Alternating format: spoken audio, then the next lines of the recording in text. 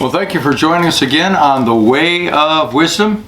And today we're going to look at Proverbs chapter 9. And I hope you will take this chapter and read it several times this week. I'll go over it with you today and point out the major thought. It's a contrast between two voices.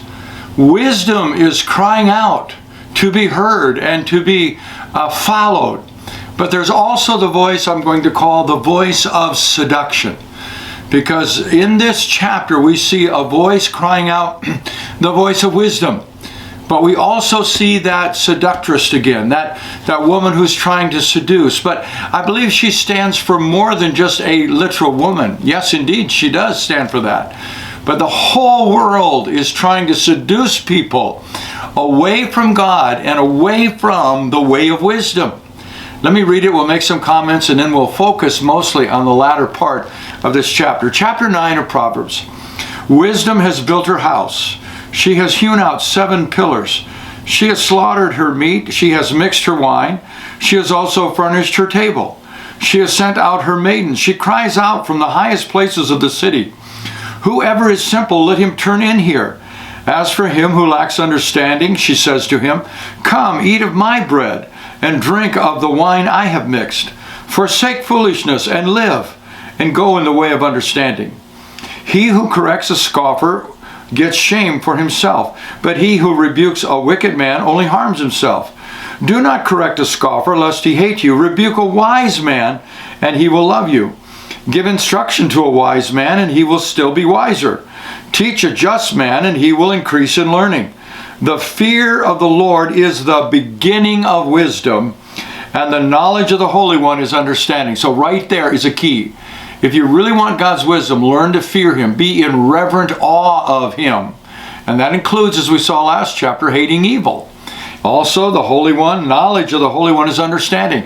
So when you really know God, that's when you start understanding life. Verse 11, for by me your days will be multiplied. Wisdom can give you, multiply life unto you, and years of life will be added to you. If you are wise for yourself, and if you scoff, you will bear it alone. A foolish woman is clamorous. Here's the contrast coming now. Wisdom's been crying out, listen to me, come to me. Wisdom's been trying to draw us to wisdom, to God. But now another voice comes, symbolized by this woman. A foolish woman is clamorous. She is simple and knows nothing. For she sits at the door of her house on a seat by the highest places of the city to call to those who pass by, who go straight on their way. Whoever is simple, let him turn in here. And as for him who lacks understanding, she says to him, stolen water is sweet, and the bread eaten in secret is pleasant. But he does not know that the dead are there, that her guests are in the depths of hell. And so this woman is crying out, saying, no, come unto me.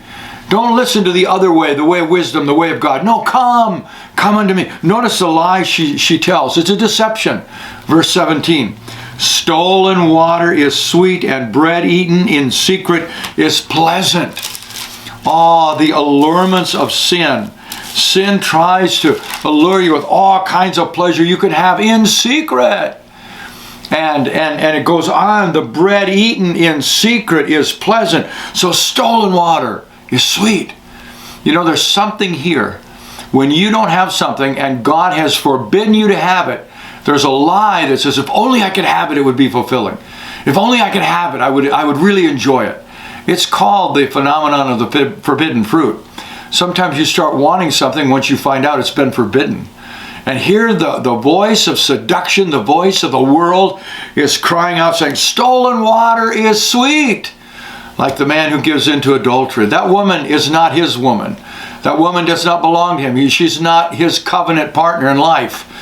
It would be stolen waters. It doesn't belong to him, but he takes it. And the promise is, it's going to be sweet. But will it end up being sweet? And bread eaten in secret is pleasant. But notice verse 18, but he, the man who gives into this voice, does not know that the dead are there, that her guests are in the depths of hell. Whoa! This man that gives into that lie that stolen waters are sweet and bread eaten in secret is pleasant, he finds out really he's in the clutches of death and hell. It's just the opposite. It's misery. It reminds us, it goes back to chapter 2. We've seen this warning before in verse 18, this seducing voice. For her house leads down to death, and her paths to the dead. And also in 7:27, we see again the end of this voice. 7:27, her house is the way to hell, descending to the chambers of death.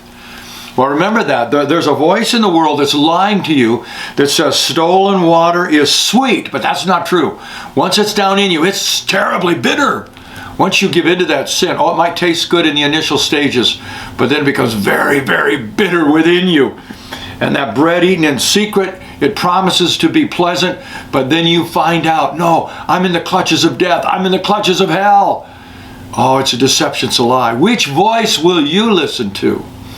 I hope that today you'll make a commitment. God, I will be a man or a woman of wisdom. I will listen to your voice. I will follow your ways. And I will reject the voice of seduction from the world.